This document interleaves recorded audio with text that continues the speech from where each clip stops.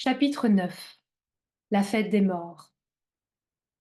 Partir, pour ne jamais revenir, non pas par choix, mais parce que notre heure a sonné. L'heure de partir pour de bon et de quitter ce monde sans dire au revoir. En quelques secondes, presque sans hésitation, sans résistance. Partir et s'abandonner à notre destin de mort, trop tôt. Être surpris, au milieu de projets plein la tête. La première fois que j'ai vu maman pleurer, j'avais 6 ans. C'était le début de l'été 1985. Une magnifique journée ensoleillée. Nous étions joyeuses et nous jouions dehors, ma sœur et moi, dans le jardin, pendant que maman préparait une soupe verte. Nous ne nous attendions pas du tout au changement d'ambiance qui allait suivre. On allait passer à table quand nos tantes, les sœurs de maman, sont arrivées, affolées. Leurs visages revêtaient une tristesse de mort. Pépette est mort, ont-elles dit. Et maman s'est mise à pleurer. Je n'ai pas tout de suite compris.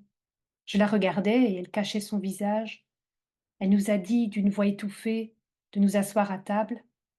Elle nous a servi de la soupe, malgré que je n'en avais pas vraiment envie. Une de mes tantes s'est assise avec nous pour manger de la soupe, et on mangeait, on trempait nos biscottes beurrés dans la soupe, en silence.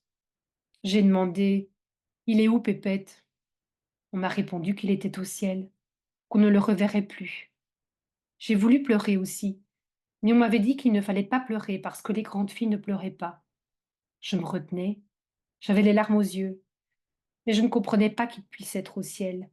Comment était-ce possible? Pépette, c'était mon grand-oncle, le frère de mon grand-père maternel. Il était gentil, sympa, marrant. Il était conducteur de bus et vivait avec sa femme, André, à Sarbernard. Et comme il n'avait pas d'enfants, on était tous un peu ses enfants. Il nous racontait beaucoup de blagues et il nous a légué une chanson que j'aimerais vous interpréter ici en son hommage.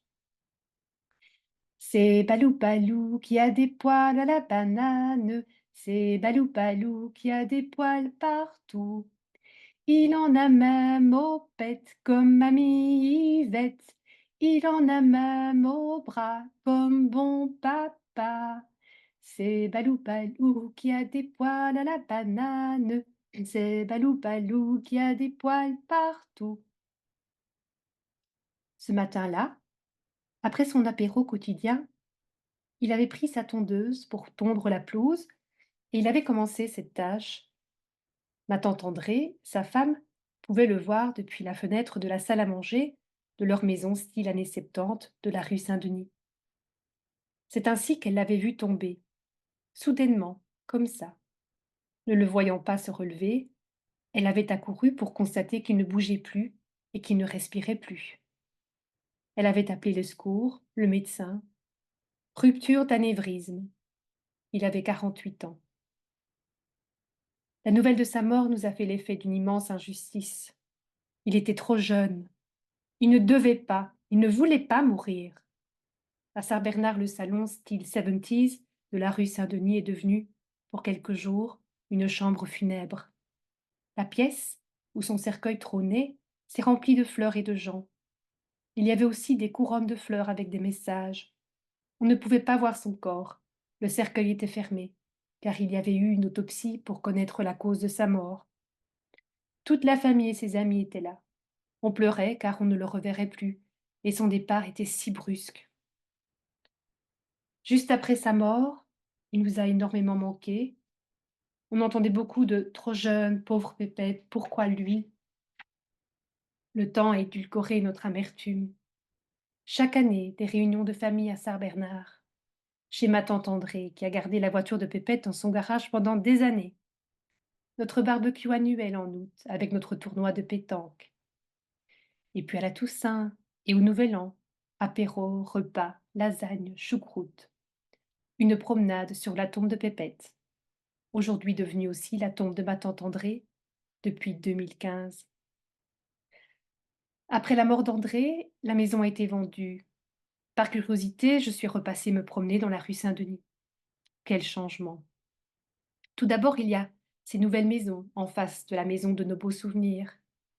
On avait une si belle vue depuis son salon. Et puis aujourd'hui, le jardin n'est plus entretenu.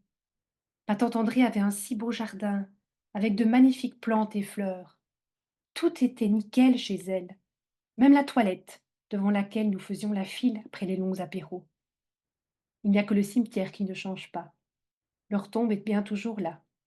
J'ai enlevé quelques mauvaises herbes qui poussaient là. Il faudrait qu'on revienne pour la nettoyer un peu mieux. Alors, où sont-ils?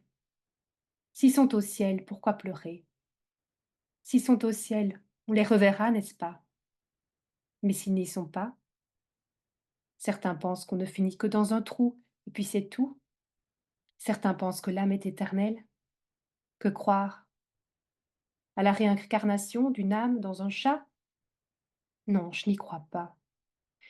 Mais j'ai envie de croire que les âmes des morts sont là, quelque part, dans un monde invisible, peut-être au paradis.